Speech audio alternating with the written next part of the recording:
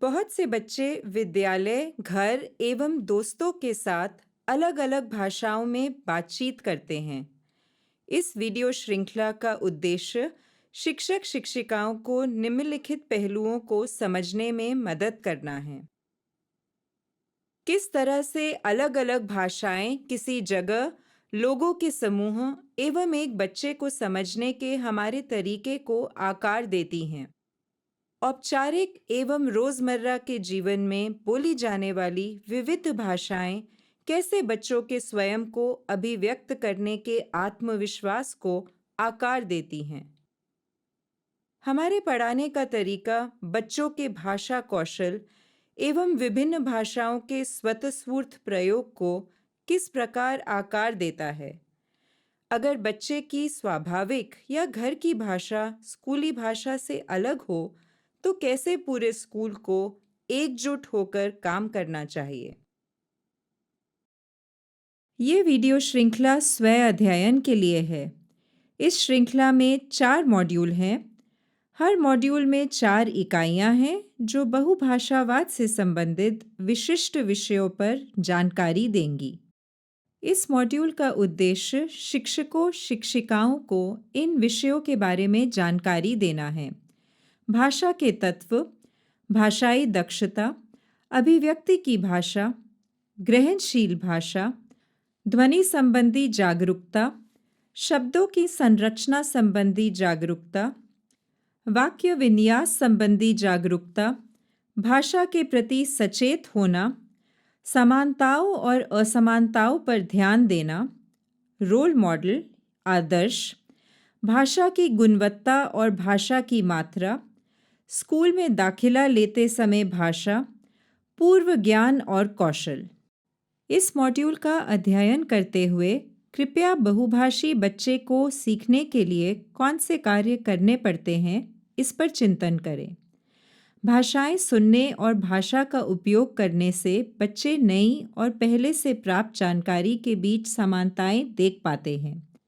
बच्चा भाषा के उपयोग के सामाजिक पहलुओं को कौन किससे कैसे बात कर रहा है, ये देखकर सीखता है। बच्चा जितनी बार किसी भाषा को सुनता और बोलता है, उसे भाषा से संपर्क और भाषा के प्रयोग की मात्रा कहा जाता है। बच्चे के साथ बातचीत के दौरान उपयोग किए जाने वाले और बच्चे द्वारा उपयोग किए जाने वाले अनूठे शब्दों की विस्तृतता भाषा से संपर्क और भाषा के उपयोग की गुणवत्ता को दर्शाती है। बच्चा जितनी बार एक भाषा को सुनता है, उतना ज्यादा सीखता है। पाठ्यपुस्तक के पृष्ठ 8 को कौन समझाएगा? मैं पाठ्यपुस्तक के पृष्ठ 24 को कौन समझाएगा? मैं पाठ्यपुस्तक के पृष्ठ 52 को कौन समझाएगा? मैं जब बच्चे किसी भाषा को नियमित रूप से सुनते हैं तो इससे उन्हें उस भाषा का अभ्यास करने और अपनी धारा प्रवाह भाषा के साथ समानताओं और अंतरों के बारे में सोचने का मौका मिलता है। And now for the weather report. Weather का मतलब मौसम। ये मौसम की जानकारी है। And now for the weather report. And now for the weather report. इसका मतलब ये है कि बच्चा कितनी देर तक भाषा के संपर्क में आता है, वह उसकी सीखने की प्रक्रिया में महत्वपूर्ण भूमिका निभाता है। हालांकि कभी-कभी भारत में स्कूली भाषा को एक विदेशी भाषा की तरह सिखाया जाता है।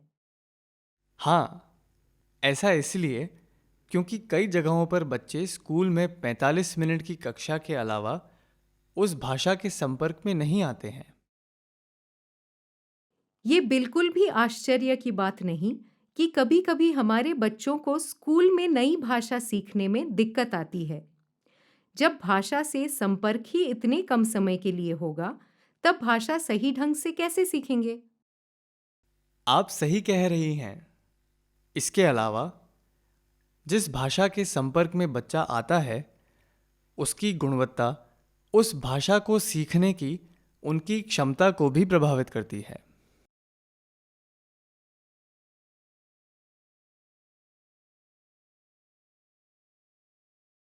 बिल्कुल। शोधकर्ताओं ने इस गुण को विभिन्न तरीकों से आंकने का प्रयास किया है। एक उपयोगी तरीके को शाब्दिक विविधता कहा जाता है। मतलब किसी अवधारणा, भावना या घटना का वर्णन करने के लिए एक व्यक्ति कितने अद्वितीय शब्द जानता है। बच्चा पहले सिसकने लगा, फिर बिलखने लगा, मगर तब भी किसी ने उसकी ओर ध्यान नहीं दिया, तो वो दहाड़े मार मार कर रोने लगा। बच्चे अनुवाद और कोड स्विचिंग के माध्यम से सीखते हैं, लेकिन अगर स्कूल एक भाषी नियम का पालन करता है तो सीखने में बाधाएं आ सकती हैं। अगर बच्चे अपनी किसी भी ज्ञात भाषा का उपयोग नहीं कर सकते हैं तो सीखने की प्रक्रिया रुक सकती है। हाँ, परिचित और नई भाषा के बीच अनुवाद और कोड स्विचिंग के बिना बच्चा कैसे सीखेगा? तुम कल सुबह मेरे घर क्यों नहीं आ जाते? I thought we could study for the exams together. अच्छा सुझाव है। By 9:30 I will be at your house. ठीक है? किसी भाषा के संपर्क में आने की प्रक्रिया में व्यापक शब्दावली के संपर्क में आना शामिल होना चाहिए। और भावों की विविधता, जैसे कि वाक्य गठन और नए सोच को व्यक्त करने के अलग अलग तरीके। अगर बच्चे को केवल एक ही स्रोत से सीखना पड़े तो वह नए शब्द नहीं सीख पाएगा। या माता पिता जब घर पर विभिन्न प्रकार के शब्दों का प्रयोग करते हैं तब बच्चे एक समृद्ध शब्दावली विकसित करते हैं। जब शिक्षक विद्यालय में विविध प्रकार के शब्दों का प्रयोग करते हैं। हाँ, अगर बच्चे केवल एक सीमित दायरे में एक ही भाषा के संपर्क में आते हैं और स्कूल की शिक्षा प्रणाली में उन्हें उनकी परिचित भाषाओं के उपयोग की अनुमति नहीं मिलती है तो उनके सीखने की पूरी प्रक्रिया धीमी हो जाती है।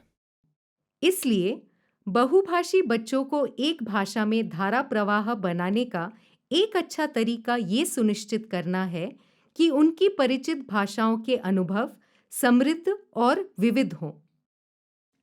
इस मॉड्यूल में हमने बहुभाषी बच्चों में भाषा के प्रयोग के विभिन्न पहलुओं को समझने की कोशिश की है। हमने जाना कि किस प्रकार भाषाएं सुनने और भाषा का उपयोग करने से बच्चे नई और पहले से प्राप्त जानकारी के बीच समानताएं देख पाते हैं। कौन किससे कैसे बात कर रहा है, ये देखकर बच्चा भाषा के उपयोग के सामाजिक पहलुओं के बारे में सीखता है। बच्चा जितनी बार किसी भाषा को सुनता और बोलता है, उसे भाषा से संपर्क और भाषा के प्रयोग की मात्रा कहा जाता है।